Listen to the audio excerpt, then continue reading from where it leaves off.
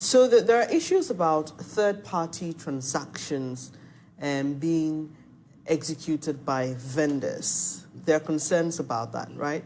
Yeah. That's a huge challenge that we have right now. We read and we heard some interviews that the vendors were saying that, if you come and you put the money on your wallet and you send, they'll charge you, but me, I'm exempt, so let me send the money on your behalf. And they know that it's illegal. You cannot go to a vendor and say, the vendor, take 200 Ghana and send it to my mother in the village. No. When you go to the vendor, they're supposed to do only two things. One is to do a cash out and cash in. So either you are withdrawing money or you are putting money on your own wallet.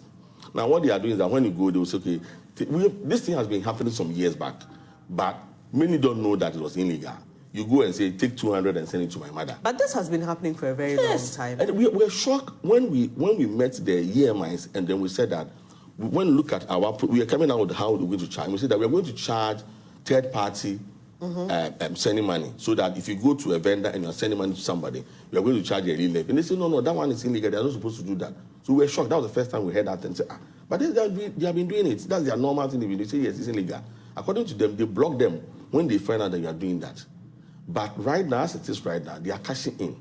There's a way to go about it, and we can solve that thing. And it's going to be used by technology.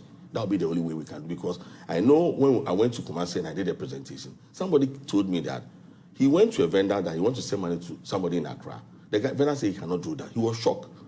But he went to the next door, the guy took it and then did the transaction. So some people are afraid to do that, but some are also doing it. Now, with the technology that we are going to solve this problem is that if you are going to send money, you are going to put money on your wallet. You are supposed to be there. The phone must be with you. So when I go to the vendor and say that I want to send money to you, and let's say you are in Dansuma, and I'm doing the transaction here, the vendor will put in all the details, the person's number.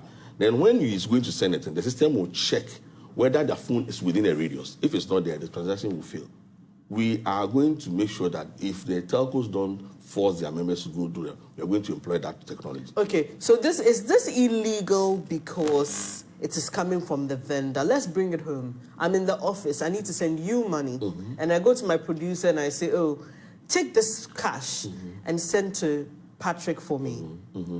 Is it that entire transaction that is illegal, or it is the vendors executing that transaction that makes it illegal? I'm just trying to wrap my mind around it.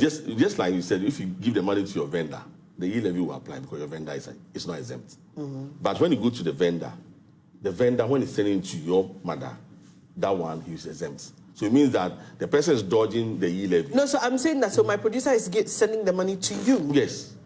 So is that transaction, he's not a vendor, he's just a friend and a colleague. Is the transaction illegal? No, that one is not illegal. It's the agent. The agents are not supposed to do that.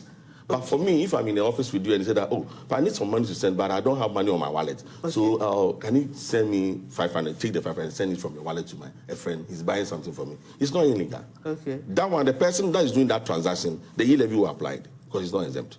Okay. 2, the vendor, they're supposed to do only 2 things. They're not supposed to take money and send on behalf of somebody.